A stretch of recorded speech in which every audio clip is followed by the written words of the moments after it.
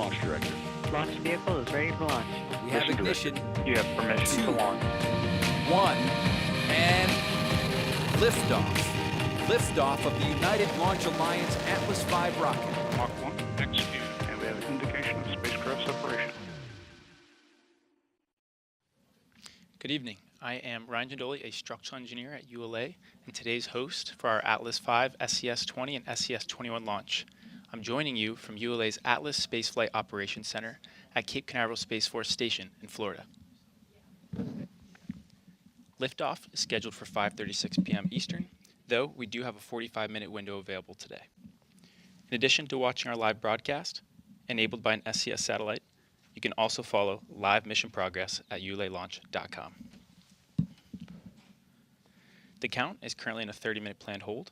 We have 2 planned holds in our 7.5-hour launch count, which give our team additional time to resolve any issues prior to entering the terminal count. At this time, the team is not working any issues, and we are proceeding towards an on-time liftoff. In addition to seeing liftoff, in today's show, we'll hear from Chief Development Officer and C-band leader Christophe de Houwer, and I'll have the chance to speak with ULA's Vernon Thorpe. Before we continue, let's check in on today's weather. The Space Launch Delta 45 forecast for this evening's launch is looking good. Let's take a look at the numbers. The probability of violating launch constraints is 10%. The ground winds are 23 to 28 knots out of the north, and the temperature is 74 degrees Fahrenheit. The primary concern for launch is the ground wind rule. ULA is launching SES's all-electric SES-20 and SES-21 satellites. Let's learn more from satellite manufacturer Boeing Space Systems. Thank you so much for joining us today, Ryan. Let's first set the stage. Where are we right now? Well, we're on the other side of the country at Boeing's satellite production and test facility here in El Segundo, California, where we've delivered over 300 satellites, starting back with the very first commercial communications satellite to our latest SES-20 and 21 that we are getting ready to launch today. And this is such an exciting time. Tell us about the satellites launching today.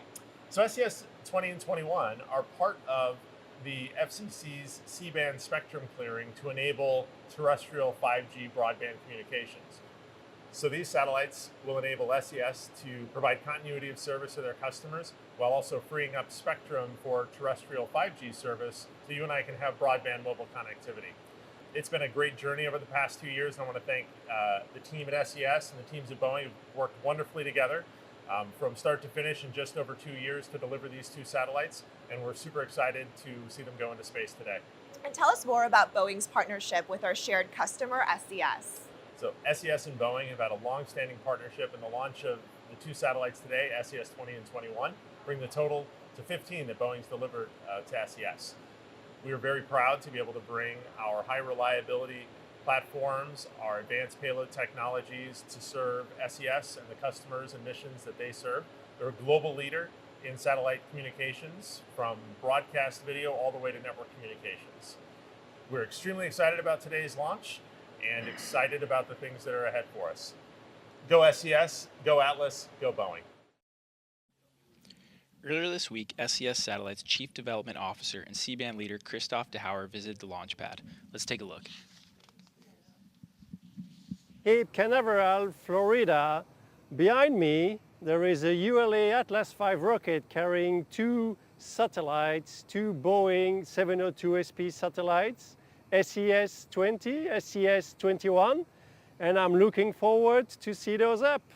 Launches are always emotional, but this one is really, really special, given the importance of the C-band program, not just for SES, but for the entire country.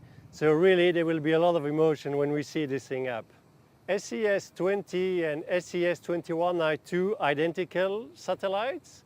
They are C-band satellites covering the US. They are part of a very important program of clearing the C-band in the country. So with those 2 satellites, we will be able to continue to make progress on clearing the lower 300 megahertz of C-band as mandated by the FCC in order to enable the deployment of 5G across the country. And at the same time, migrating customers in the upper 200 megahertz so that the customers can continue to enjoy the same level of services as they've been enjoying so far. I'd like to express my deepest gratitude for the team that has been working on this. The ULA, the Boeing, the SES team members, they've all done a fantastic job in delivering this program in the middle of a pandemic. Thanks a lot to all of you guys. Go SES-20, go SES-21. An Atlas V 531 rocket is launching the SES mission. This is the 96th Atlas V flight and ULA's 154th launch. Here's a look at the rocket and events leading to launch. Built in ULA's 1.6 million square foot production facility in Decatur, Alabama, the Atlas V rocket, once fully stacked, stands 196 feet and weighs nearly 1.8 million pounds fully fueled. At the base is the Atlas V Common Core booster, powered by an NPO Energomesh RD-180 engine. For additional thrust at liftoff, 3 Northrop Grumman solid rocket boosters, or SRBs, are attached to the rocket. Atop the booster is the ULA Centaur second stage, powered by an Aerojet Rocketdyne RL-10 C11 engine. The spacecraft are encapsulated inside a protective 5-meter diameter payload fairing, produced by Beyond Gravity in Decatur, Alabama. With production complete, the rocket travels from Alabama to Cape Canaveral on ULA's rocket ship. Once in Florida, a series of events lead to today's countdown. The process begins by lifting the 107-foot booster onto the Mobile Launch Platform, or MLP. Next, we mate the SRBs. Then the Centaur second stage is transported to the pad and lifted into position. Lastly, the payload fairing, with the spacecraft encapsulated inside, is lifted and mated to the Atlas V rocket. Once fully assembled, the launch countdown begins by moving the rocket from the Vertical Integration Facility, or VIF, to the pad. To complete this move, which spans about 1/3 of a mile, the rocket is transported by the MLP. Weighing in at approximately 2 million pounds, the MLP supports the rocket and contains air conditioning, electrical, and commodities lines. Throughout the 20-minute trip, rail cars lead the move, with the payload van providing spacecraft communication and the ground van providing support for the rocket. At the rear of the convoy is an environmental control system, which provides air conditioning to the payload and the rocket. Trackmobiles power the nearly 3 million pound convoy. With the rocket on the pad, the launch team then transitions to fueling and other final preparations. Atlas V will deliver SES-20 and 21 to a near-geosynchronous orbit. Here's how we'll get there.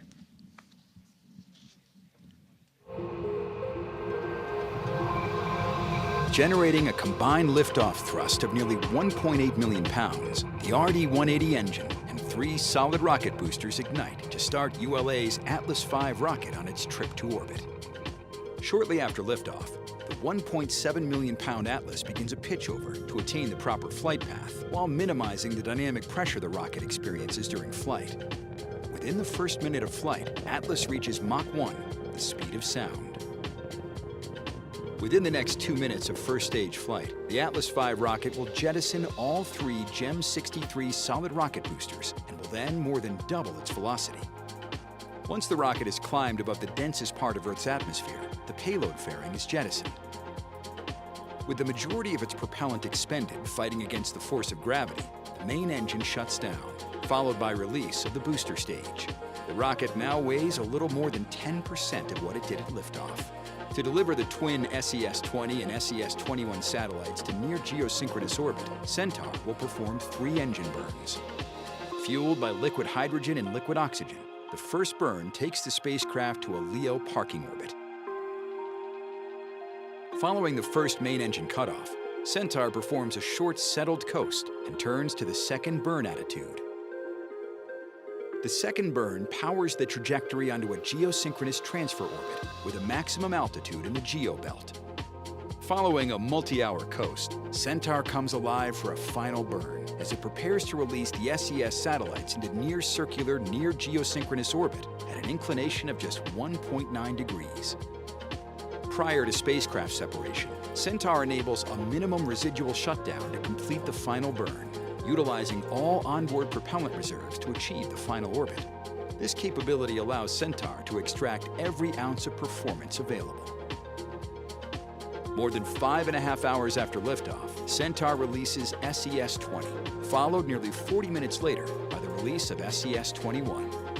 From their delivery to near-geosynchronous orbit, both satellites will require only minimal raising to their final orbital position and rapid activation of commercial broadcast services. With today's launch, we're remembering teammates who are no longer with us. Let's learn more. Today's flight is dedicated in memory of Henry Gines and James W. McAnally. For 7 years, Henry Gines served in the Navy as a systems organizational tech and earned the Sea Deployment Ribbon with a Bronze Star for good conduct. Henry then joined McDonnell Douglas's Tycho missile plant in 1987, where he proudly continued his work in national defense by helping with the assembly of Tomahawk cruise missiles, and later, the very successful SES-2 ejection seat program. Henry later moved on to supporting missions on Delta and Atlas rockets as an accomplished mechanical technician. Outside of work, Henry was passionate about sports, spending his time coaching softball and football teams of all ages. Henry was loyal, dedicated, and always joined his team with a great attitude. He will continue to be missed by his friends and family and his co-workers. Jim McAnally served as president of Martin Marietta Astronautics and later Lockheed Martin during the acquisition of the Atlas and Titan Centaur programs from General Dynamics. Under Jim's leadership, the Atlas and Centaur production lines were moved from San Diego to Denver.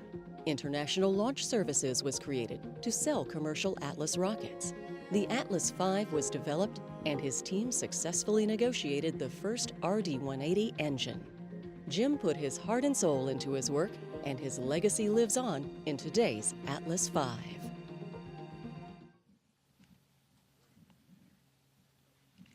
We remain in the planned 30-minute hold as we continue towards liftoff.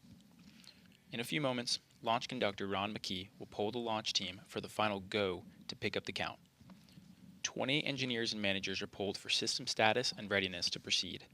This is the final status check for all Atlas vehicle systems, ground systems, spacecraft, and the U.S. Space Force Eastern Range. The vehicle system readiness poll includes electrical systems, hydraulics, pneumatics, propulsion systems, flight control, and propellants. Let's listen in as Ron McKee performs the final polling.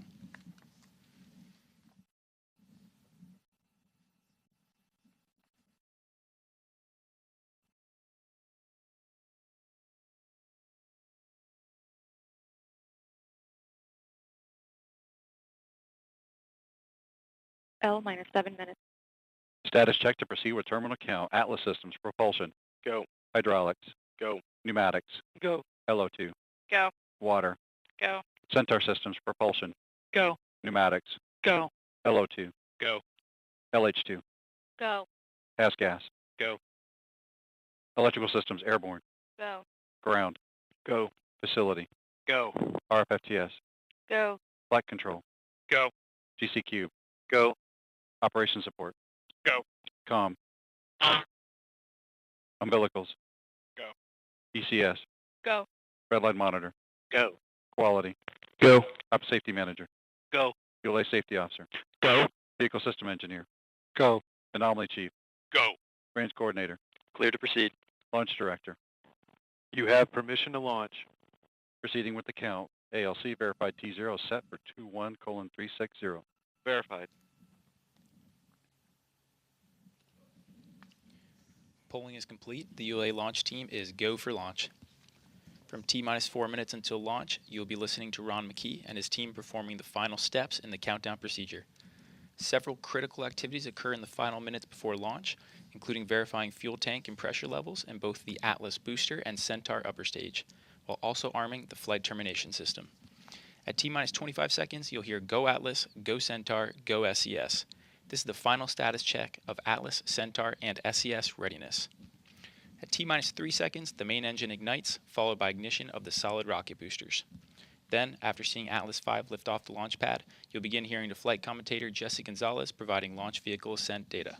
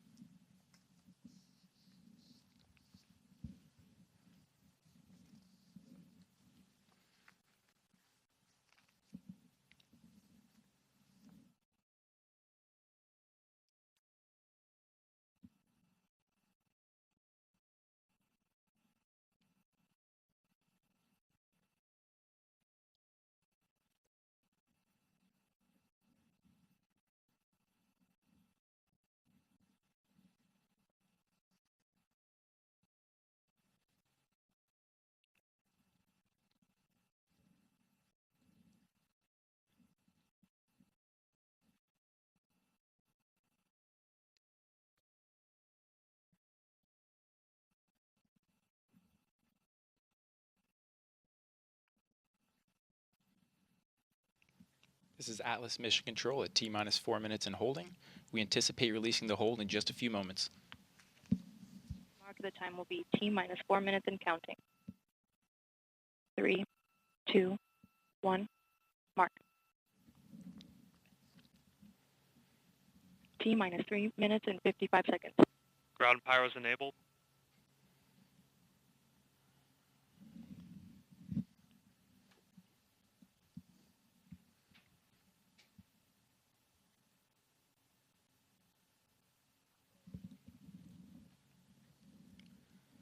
The countdown clock has resumed, and we are go for launch at 5:36 p.m. Eastern. With liftoff approaching, we're going to raise the volume on our launch team so you can hear the final preps taking place.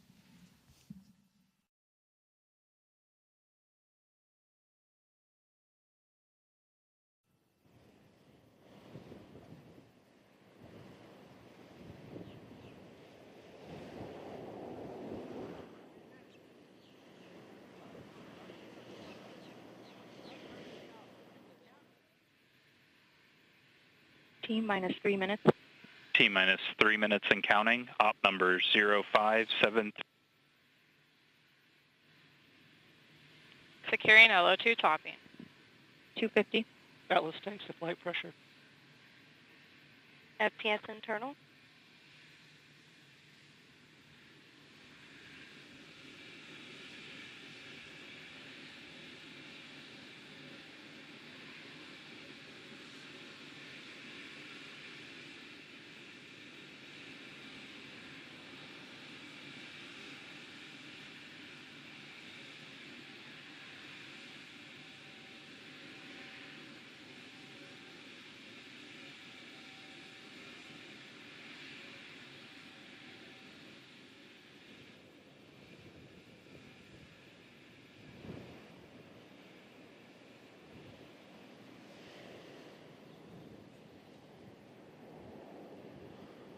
$159. Vehicle internal.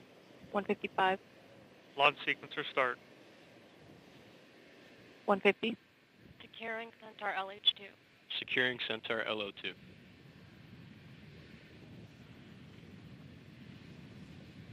$140. Launch enabled. 137. FPS armed.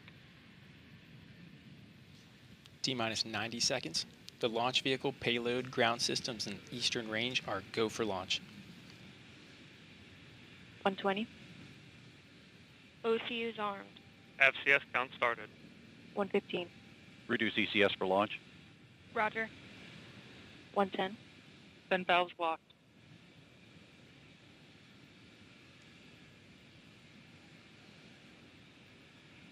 T-minus 1 minute. T-minus 1 minute. Range green.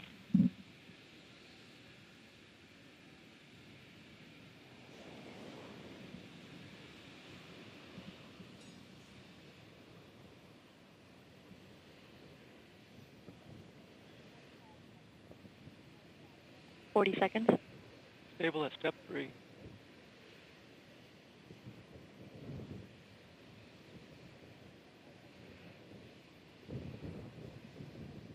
$28. Verify ECS reduced for launch. Verified. 25. Status check. Go Atlas. Go Centaur. Go SES.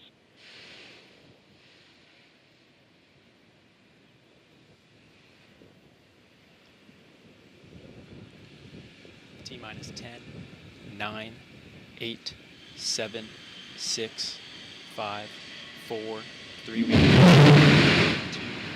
1.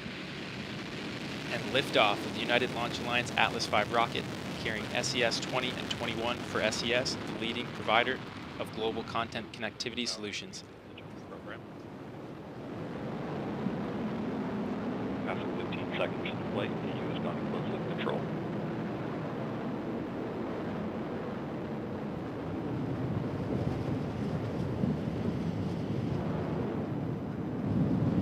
Coming up on 30 seconds into flight, RD-180 is throttled back as expected. Engine response looks good. You're hearing the voice of Jesse Gonzalez providing launch vehicle send data. And 40 seconds into flight, Atlas V is now supersonic. vehicle is now passing through max Q, maximum dynamic pressure.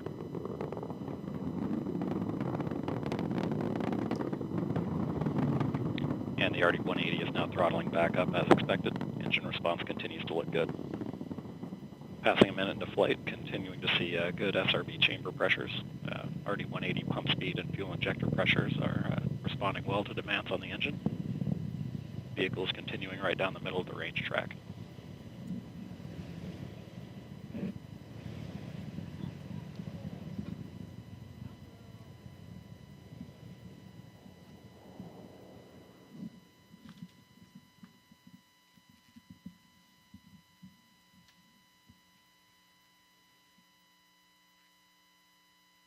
And we have good burnout on all 3 SRBs. Standing by for SRB jettison in about 20 seconds.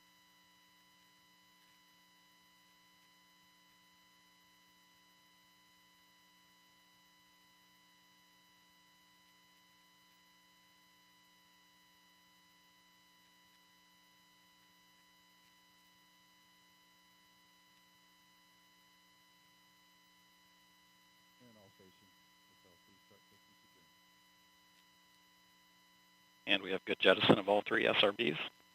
And the vehicle has gone to closed loop guidance. And the RD-180 is throttled down as expected. Engine response continues to look good. About 2 minutes remaining in the boost phase of flight.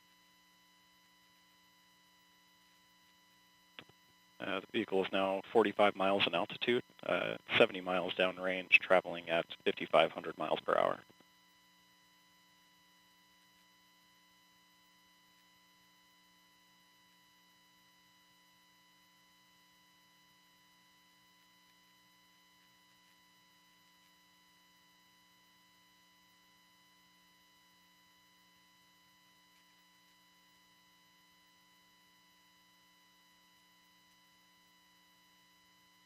And passing 3 minutes into flight, the RD-180 is throttling down again as expected. Engine response continues to look good, and the RCS system is now pressurizing to flight levels.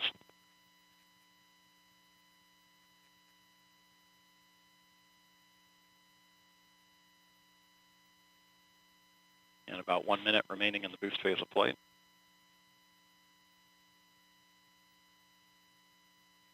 And we've had good indication of payload fairing jettison and Centaur forward load reactor jettison. And the RD-180 is now throttling up as expected. Engine response continues to look good.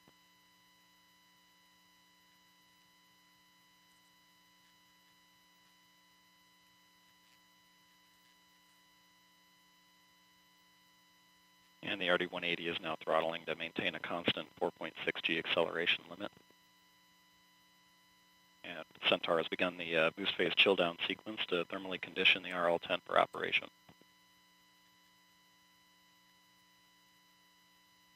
Standing by for BECO shortly.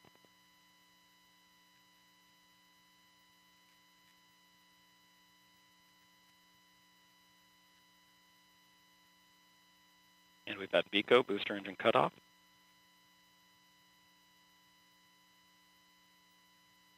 And we've had Atlas Centaur separation.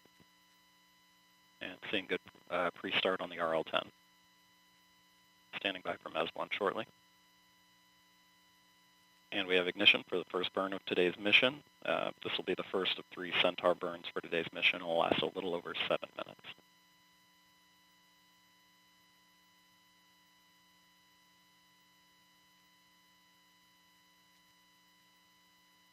RL-10 operating parameters and vehicle body rates are looking good in the first part of the burn. Vehicle continues down the middle of the range track, now at 120 miles in altitude, 500 miles downrange, traveling at about 13,000 miles per hour.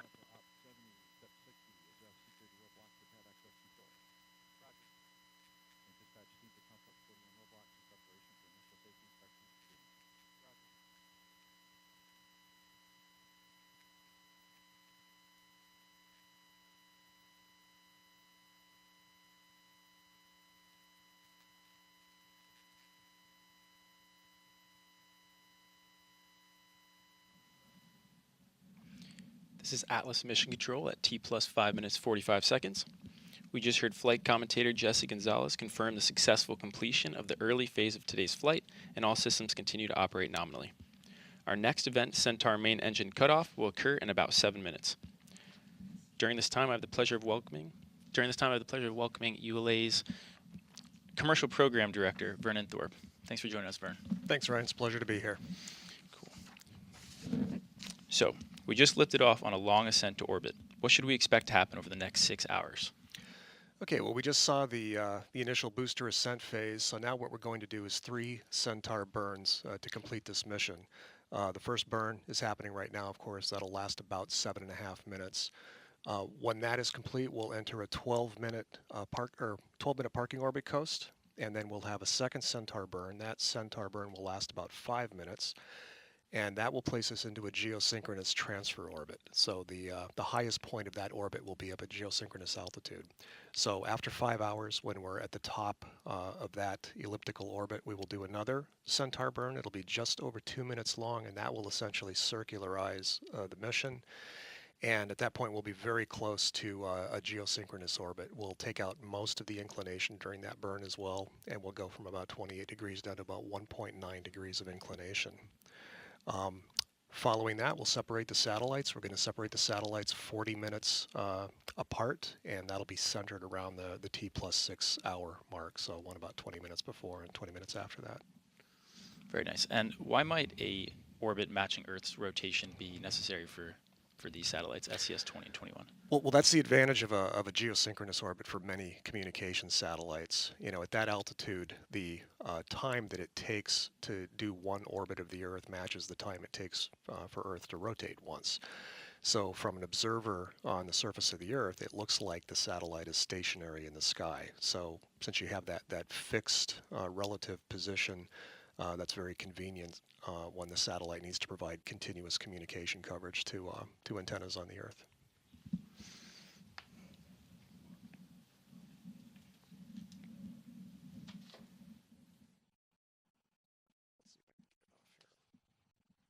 How about if I put it in my pocket? Would that work?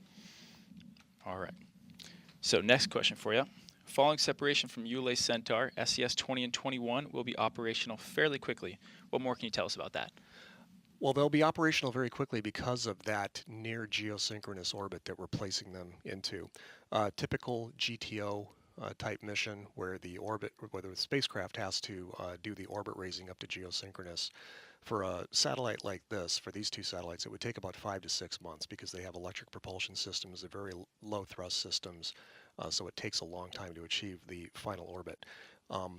With this mission today, we're going to put them almost exactly where they need to be for their final operational orbit, so it cuts out most of that orbit raising time, and it'll allow them to get both spacecraft, SES to get both spacecraft operational about 5 months earlier than if we had flown a traditional GTO mission profile. Very nice. All right, so that leads to our Atlas rocket has quite a legacy of support to commercial satellite missions. Tell us a little more about some of the missions we've put in orbit. Sure. So both Atlas and Delta, the rockets we fly at ULA, have been launching commercial satellites since the early 1960s. In fact, we launched what many consider to be the first true commercial communication satellite, and that was the Telstar mission that Delta launched in July of 1962. And that was such a big deal at the time that it actually inspired a hit song that year. It was recorded by the Tornadoes. That was 1962. After that, for the first few decades of our business, we launched a lot of commercial satellites, but our customers had to work through either NASA or the Air Force at the time. In the mid-1980s, that changed. There was the Commercial Space Act, and there was other legislation that allowed users to work directly with U.S. launch vehicle companies. And since that time, we've launched hundreds of missions, a lot of commercial missions, missions for NASA and the Air Force as well. But really, since the 1960s, Atlas and Delta have really helped lay the foundation for the entire commercial space industry. And Centaur was originally designed for high-energy, highly accurate interplanetary missions, but our commercial customers have taken advantage of its capabilities as well. Very nice. I'll have to give Telstar, was it? Telstar, yeah. Telstar a listen. So, commercial missions will be a big part of ULA's future. Can you give us a look ahead? Yeah, since Atlas and Delta came together to form ULA in 2006, we've had about 15% of our missions have been commercial launches. That's going to ramp up to 50% over the next few years, and that will include geosynchronous communication satellites like we're launching today. It'll include commercial missions for NASA, crew, and cargo, and of course the Kuiper satellites for Amazon as well. All right, well, thank you for joining us today, Vern. Appreciate having you on. Okay, my pleasure, Ryan. Thank you.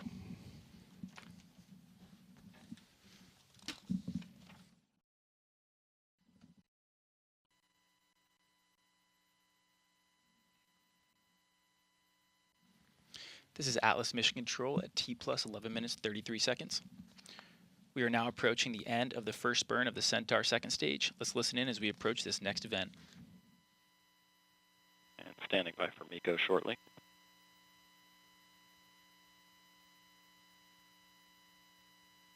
And we've had main engine cutoff.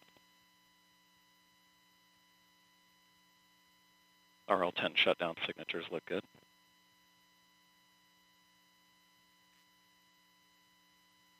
And the RCS system is now commanding 100% settling.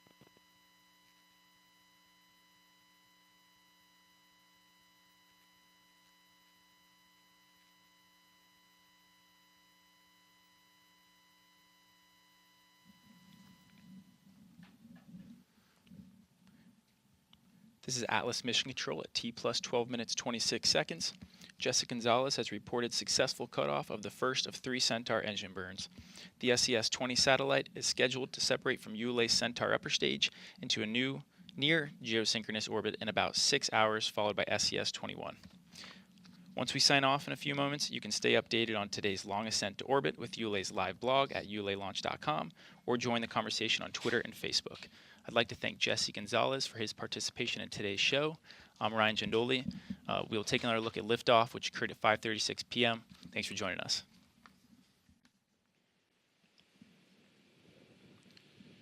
T-minus 10, 9, 8, 7, 6, 5, 4, 3. We have ignition. 2, 1. And liftoff of the United Launch Alliance Atlas V rocket carrying SES-20 and 21 for SES, the leading provider of global content connectivity solutions. Program. Passing 15 seconds into flight, PU has gone to closed loop control.